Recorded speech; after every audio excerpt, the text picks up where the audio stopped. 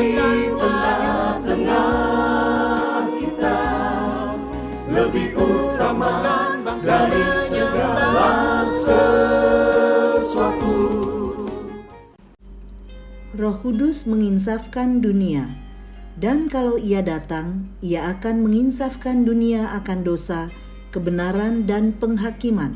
Yohanes 16 ayat 8.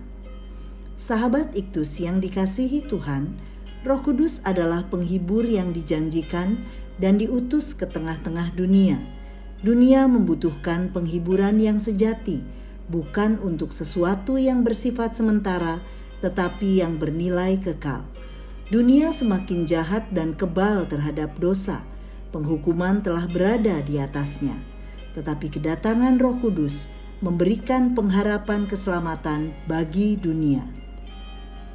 Nabi-nabi Perjanjian Lama menghibur umat Allah yang dilanda bencana dengan janji kedatangan Mesias.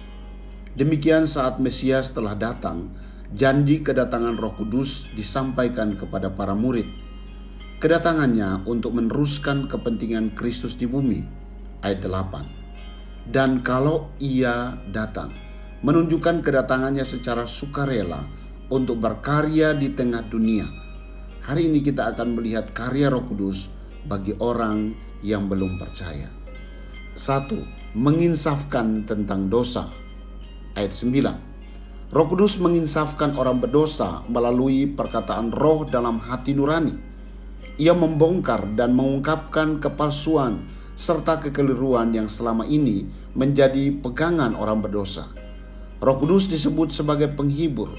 Mula-mula bekerja membuka luka, tetapi setelah itu Ia mengobatinya.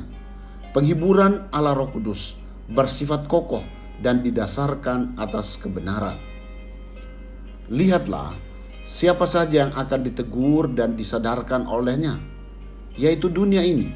Ayat 8. Baik Yahudi maupun non-Yahudi. Ia akan menyadarkan banyak orang di dunia ini sehingga diselamatkan dari segala tingkat usia hingga mereka bertobat dan beriman kepada Kristus. Roh terutama menekankan dosa, ketidakpercayaan terhadap Kristus.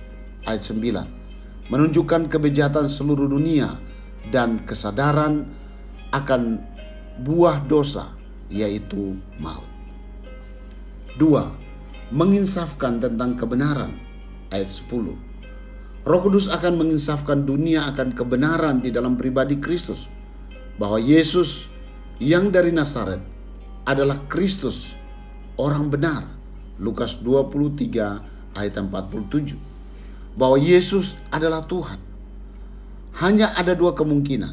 Dia seorang penebus yang agung atau seorang penipu yang ulung. Dan sekarang kita meyakini bahwa Dia bukanlah penipu yang ulung, karena Roh Kudus yang telah bekerja di dalam hati kita. Setelah menyadarkan dunia akan dosa dan menunjukkan kebutuhan mereka akan kebenaran, Ia juga akan menunjukkan bahwa melalui percaya mereka akan dibebaskan dari rasa bersalah dan dibenarkan dalam pandangan Allah. Roh Kudus juga menyatakan kebenaran bahwa aku akan pergi kepada Bapa dan kamu tidak melihat aku lagi. Ayat 10. Ini adalah kebenaran bahwa Yesus telah menuntaskan pekerjaannya melalui kematian di kayu salib dan kebangkitannya. 3. Menginsafkan tentang penghakiman. Ayat 11. Dosa karena tidak percaya kepada Yesus akan membawa seseorang kepada penghukuman dari Allah. Sebagaimana dikatakan oleh Tuhan Yesus dalam Yohanes 3 ayat 18. Orang yang percaya kepadanya tidak dihukum, tetapi orang yang tidak percaya sudah dihukum oleh Allah, karena ia tidak percaya kepada Anak Allah yang tunggal. Penghakiman yang dimaksudkan di sini tidak hanya berbicara tentang kehidupan seseorang tanpa Yesus yang berujung kematian kekal, tetapi juga hidup kekal yang diberikan kepada setiap orang yang percaya. Mengapa demikian? Yesus akan datang kembali sebagai hakim yang agung, sebab Dialah yang ditentukan Allah menjadi hakim atas orang-orang hidup dan orang-orang mati. Kisah Para Rasul pasal 10 ayat 42. Hanya Roh Kudus yang dapat menyadarkan seseorang untuk mengerti tentang penghakiman dan membuat orang tersebut sadar akan dosanya agar tidak dihukum oleh Allah, sehingga dapat mengambil keputusan untuk percaya dan menerima Tuhan Yesus sebagai Tuhan dan Juru Selamat pribadinya. Sahabat Iktus, manusia dikuasai kekhawatiran dan ketakutan yang disebabkan oleh dosa.